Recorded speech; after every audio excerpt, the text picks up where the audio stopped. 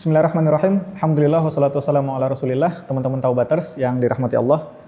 Ini pertemuan kedua kita dan pertemuan pertama kemarin kita membahas tentang New Year Resolution, resolusi tahun baru. Sebenarnya pembahasan itu saya ambil sebagai pemantik saja. Kenapa? Karena kita berada di akhir tahun, di akhir bulan Desember ini dan selalu orang membincang tentang New Year Resolution. Tapi topik fokus yang sebenarnya yang ingin saya ambil adalah kita tidak harus menunggu tahun baru untuk membuat sebuah resolusi. Kenapa demikian? Karena setiap ada masalah, kita harus carikan solusinya. Jadi tidak harus menunggu momen yang tepat, atau dengan kata lain, momen yang tepat itu tidak harus tahun baru. Jadi momen yang tepat itu adalah setiap momen. Ketika kamu ketemu kesempatan, maka itu adalah momen yang tepat untukmu untuk melakukan kebaikan apapun yang kamu pikirkan. Jadi momen yang tepat itu adalah ketika Allah bukakan pintu kebaikan buat kita bersama. Maka New Year Resolution itu tidak harus pada tahun baru, tapi kapanpun saja bisa. Tapi saya ambil itu di awal supaya kita cukup cepatlah relate dengan apa yang akan kita bahas pada kesempatan kali ini.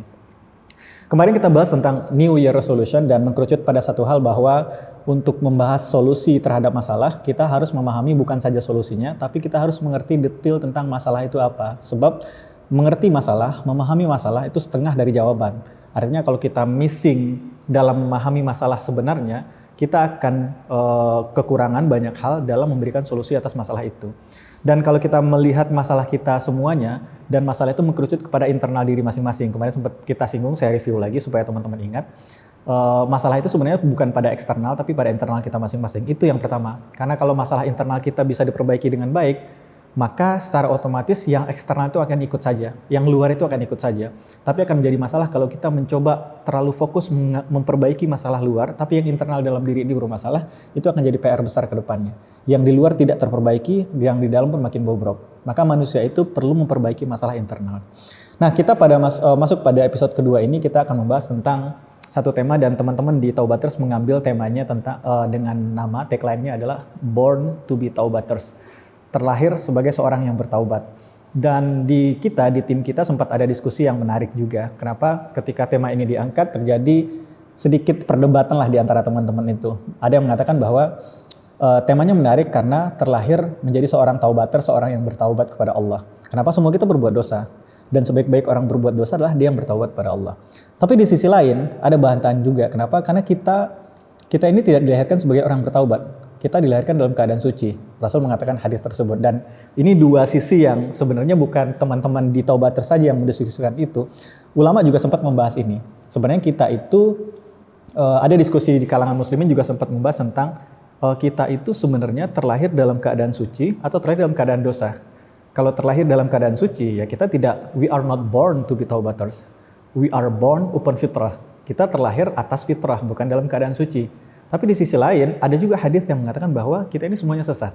Nah, untuk tema ini, kita akan membahas dari dua sudut pandang terkait dengan diskusi ini. Dan saya pikir itu penting, karena dengan memahami ini, kita juga bisa memahami diri kita masing-masing. Kenapa demikian? Kegagalan kita dalam hidup ini bukan bagaimana memahami dunia ini, tapi pertama sekali adalah memahami diri kita. Sebab kalau kita bisa memahami diri kita juga akan mudah memahami dunia. Dan kita akan sangat sulit untuk memahami dunia kalau kita belum selesai di diri kita sendiri. Jadi pertama yang kita lakukan adalah perlu memahami diri sendiri. Dan kita akan mulai dengan diskusi di teman-teman tim Taubaters ini yang diskusi tentang we are not born to be Taubaters, we are born upon fitrah. Dan yang satu sisi mengatakan we are born to be Taubaters, karena Rasul juga mengatakan itu. Saya ingin ambil dua hadis dari Rasulullah SAW. Hadis pertama, ini hadis diriwayatkan oleh Imam Bukhari dan diriwayatkan oleh Imam Muslim juga. Hadisnya sahih. Rasulullah SAW mengatakan, dan hadis ini saya yakin kita semua sudah familiar dengan hadis ini. Rasul mengatakan kullu mauludin yuladu 'alal fitrah. Hadisnya cukup panjang, tapi kita ambil kalimat awalnya saja supaya ringkas. Rasul mengatakan kullu maulud, setiap anak yang terlahir yuladu 'alal fitrah, dia dilahirkan atas fitrah. Ulama ketika menafsirkan fitrah itu apa? Fitrah itu adalah kecenderungan kepada kebaikan, dan fitrah itu artinya dengan sangat simpel, fitrah itu bisa dimaknakan adalah Islam itu sendiri. Jadi semua orang yang terlahir, dia terlahir membawa Islam itu. Karena itu ketika anak bayi meninggal atau anak-anak yang belum dewasa, belum balik dia meninggal, maka oleh Rasul disebut bahwa mereka ini langsung menjadi penghuni surga. Kenapa? Karena dia terlahir dalam keadaan fitrah dan dia tidak berbuat dosa apapun. Nah, ini juga tema yang sebenarnya kita harus paham bahwa setiap kita, semua kita, saya, Anda, atau siapapun kita yang namanya manusia, kita terlahir dalam posisi fitrah itu. Fitrah artinya apa? Pada posisi kita itu dan Islam sejalan. Jiwa kita dan Islam itu sejalan. Itulah kenapa teman-teman ketika kita berbuat dosa, berbuat maksiat, ada bagian dari diri kita yang menyalahkan diri kita sendiri. Dan itu tidak, kita nggak perlu S1, S2, kita tidak perlu jenjang pendidikan apapun untuk memahami ini. Ketika seseorang berbuat dosa, ada bagian dirinya yang menyalahkan dirinya sendiri. Kita habis bikin dosa apa sih yang ini? Ketika sore kok saya melakukan itu ya? Seorang setelah bikin maksiat, ketika malam jadi berpikir, kok saya melakukan itu ya? Kok saya bisa terjerat di hal yang seperti itu ya? Kok saya bisa? Nah, itu bagian dari diri yang Allah sudah tanamkan dari jauh-jauh hari sebelum kita lahir. Dan ini yang disebut dengan setiap jiwa itu, setiap manusia itu terlahir dalam keadaan fitrah dan dia bukan kertas kosong. Jadi di sini saya bisa katakan bahwa saya tidak setuju dengan konsep yang mengatakan bahwa bayi itu lahir seperti kertas putih. Tidak, bayi itu lahir dengan kertas yang sudah terisi. Dan isinya adalah bayi itu terlahir dengan semua bentuk kebaikan. Karena itu ketika kita melihat kebaikan, kita akan cenderung untuk melakukannya. Dan ketika kita melakukan kebaikan, perasaan itu bahagia. Sebaliknya, ketika kita berbuat keburukan, kejahatan, kemaksiatan, ada bagian dalam diri yang menyalahkan itu. Dan ada bagian dalam jiwa kita itu yang bertarung lah, inner civil war dalam diri kita itu. Yang mengatakan ini salah, harusnya saya nggak melakukan ini. Dan kita tidak perlu pendidikan tinggi untuk memahami itu. Nah ini satu konsep pertama, Rasul mengatakan bahwa setiap anak manusia terlahir dalam keadaan fitrah. Nah ini satu pendapat. Karena itu teman yang berpendapat ini mengatakan, we are not born to be taubaters. Kenapa? Karena taubaters itu adalah orang yang berbuat dosa. Kemudian dia bertaubat. Sementara kita terlahir tidak berbuat dosa. Kita terlahir dalam keadaan suci. Tapi dari diskusi ini, poin yang ingin saya sampaikan adalah bahwa setiap kita terlahir dalam keadaan baik. Tidak ada di antara kita siapapun itu terlahir dalam keadaan dosa. Sekalipun dia terlahir dari orang tua yang mana melakukan hubungan sebelum pernikahan. Anak itu terlepas dari dosa orang tuanya. Clear dari dosa orang tuanya. Allah tidak akan membebankan dosa siapapun kepada siapapun, enggak. Setiap orang memikul dosanya masing-masing. Jadi semua kita terlahir dalam keadaan suci, dalam keadaan fitrah. Itu satu poin. Poin yang kedua adalah, karena kita terlahir dalam keadaan fitrah, maka diri kita ini tidak akan menerima keburukan terjadi.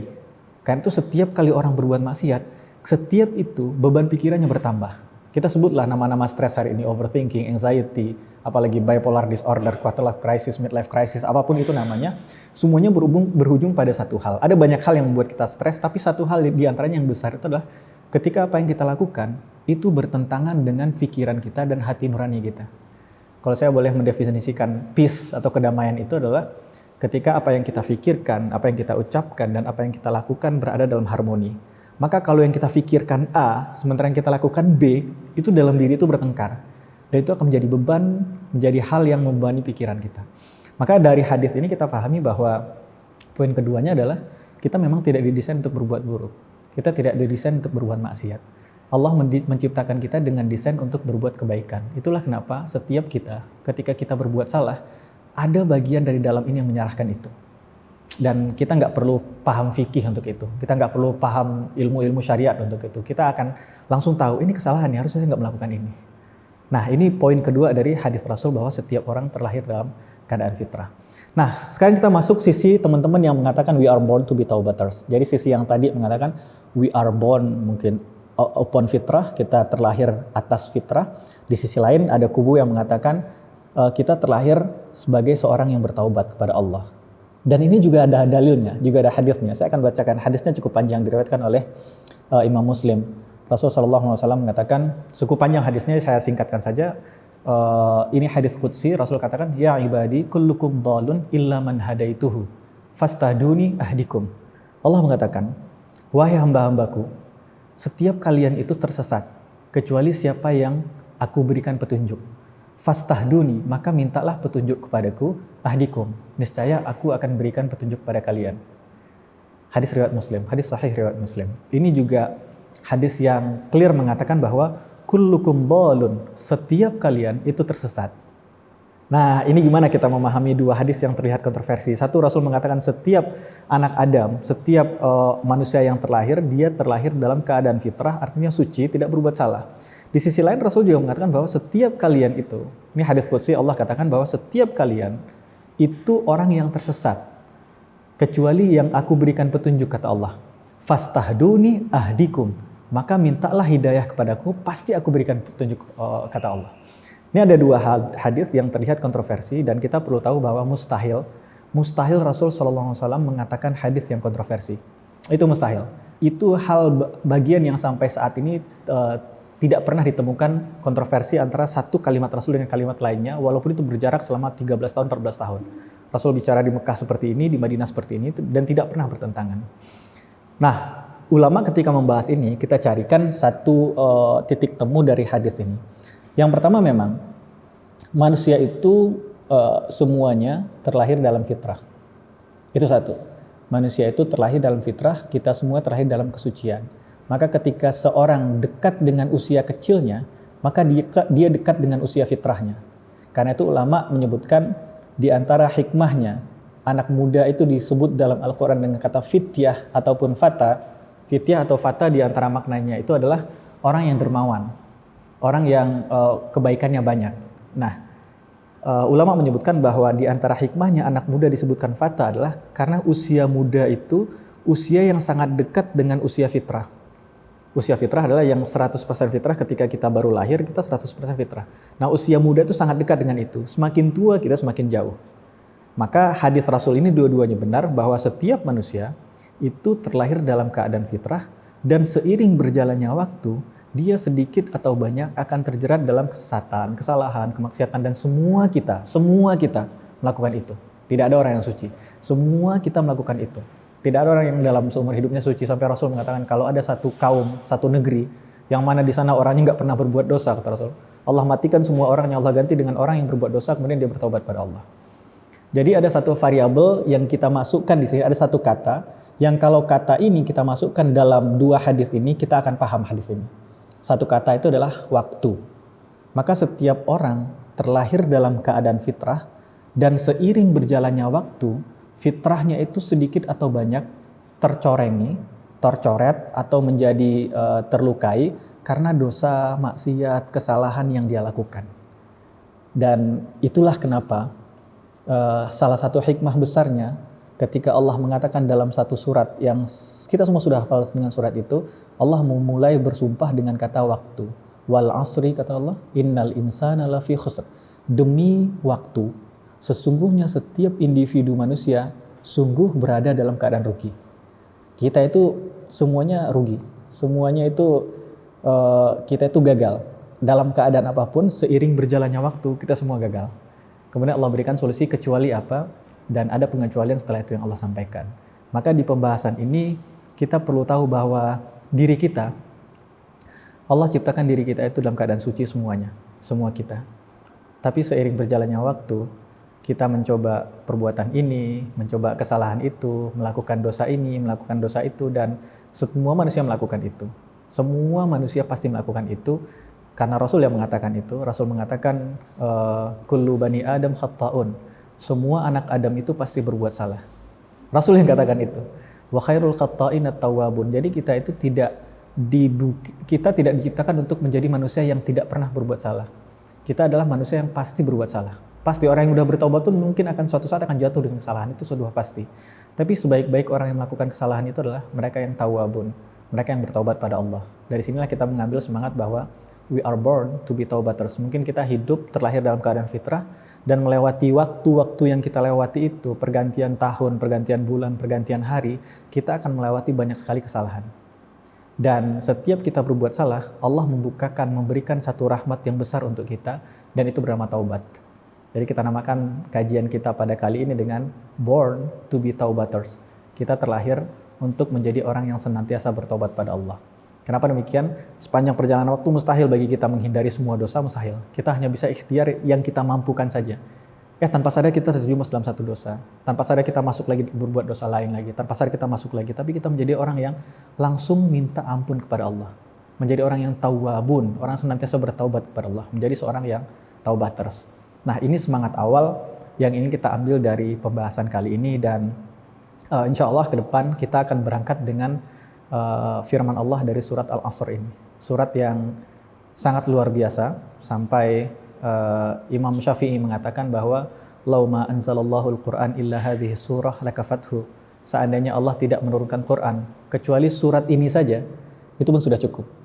Kenapa? Karena surat Al-Asr ini menyimpan banyak sekali pelajaran buat kita untuk kita pahami supaya kita bisa melihat kehidupan kita, diri kita, dunia ini dalam perspektif yang lurus, perspektif yang benar. Tidak terjerumus pada orang yang ekstrem kanan, tidak pula ekstrem kiri. Dan semua kata itu dimulai dengan sumpah Allah menggunakan kata waktu. Jadi seiring berjalannya waktu, kita melakukan banyak sekali dosa dan Allah mengatakan wal asri, demi waktu yang mau habis itu. Al-asr itu Allah tidak pilih kata al-waktu, tapi Allah pilih kata al-asr. Dari kata asara, asara itu adalah waktu yang semakin berjalan semakin habis. Kita ada namanya sholat asar. Sholat asar itu artinya sholat yang sebentar lagi waktu siangnya itu akan habis. Yang namanya hari itu kan dari pagi sampai malam ya. Dan asar itu adalah momen di mana waktu kita sebentar lagi habis. Karena setelah asar adalah maghrib. Maghrib itu sudah selesai cerita, udah gelap setelah itu. Jadi Allah menggunakan kata al-asr itu juga kuat maknanya. Allah tidak gunakan kata waktu secara umum, tapi asr itu artinya waktu yang sebentar lagi akan habis. Siapapun kita, dimanapun kita hidup, kita akan melewati fase waktu-waktu itu dan sebentar lagi waktu itu akan habis. Dan semua kita seiring berjalannya waktu, semua kita itu dalam satu status default yang namanya itu rugi, khusr. Kita itu rugi, dalam status rugi. Kemudian Allah kasih tunjuk pada kita, kecuali beberapa orang yang memiliki 4 sifat secara simultan. Nah, insya Allah ke depan kita akan bahas 4 sifat ini dalam beberapa pertemuan ke depan. Mungkin ada 3 pertemuan ke depan kita akan bahas 4 sifat ini. Semoga dengan memahami ini kita memahami bukan dari konsep siapa-siapa, tapi kita memahami ini langsung dari firman Allah Subhanahu wa taala yang akan kita coba pelajari bersama. Demikian teman-teman, insya Allah kita akan bahas selanjutnya tentang surat Al-Asr ini, mendalami lebih jauh tentang bagaimana diri saya berdasarkan perspektif surat Al-Asr di program kita Born to be Taubaters. Sampai jumpa di pertemuan berikutnya.